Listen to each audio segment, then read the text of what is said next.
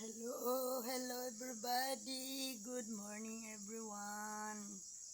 Good morning mga inday. Medyo dito day. Tahimik kasi nandito kami sa bukid. Dito kami nakatira day sa bukid day. Pero mas okay ako dito mag mag-stay sa sa bukid kasi doon sa sa bayan day. Mas komportable ako dito day. Tahimik kasi ako lang dito mag-isa sa bahay mga inday. Maglalaba ako ngayon day kasi bahala na. Hindi matuyo day. Lagi kasi umuulan sa amin day. Nandoon yung day yung pispan Pispan yan mga inday, lalagyan yan ngayon ng isda. Yung isa may laman na yun mga inday. Ito yung bahay namin day.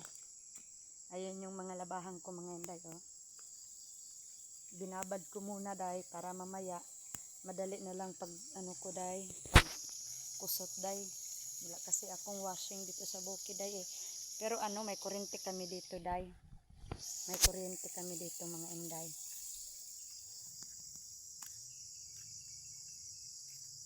Diyos ko day. Yung higaan nga namin day, hindi pa nga ako nakapagligpit day Maya yan day, liligpitin ko yan day pagkatapos. Ito yung aming kusina na hindi patapos day. Ayan ang mga inday Hindi patapos day. Pero matatapos din yan day.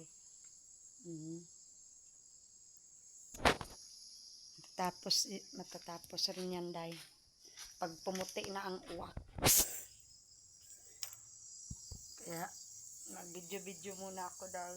Habang naghihintay ako day sa aking asawa. Nandun kasi sa sentro yung asawa ko day. Kaya ako lang muna dito mag-isa sa bahay.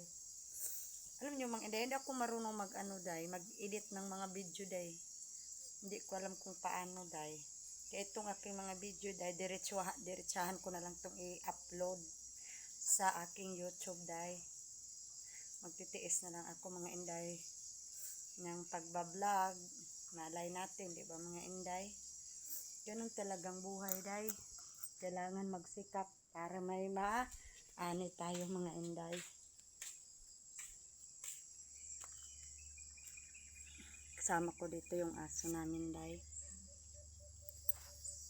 Mas ako dito day.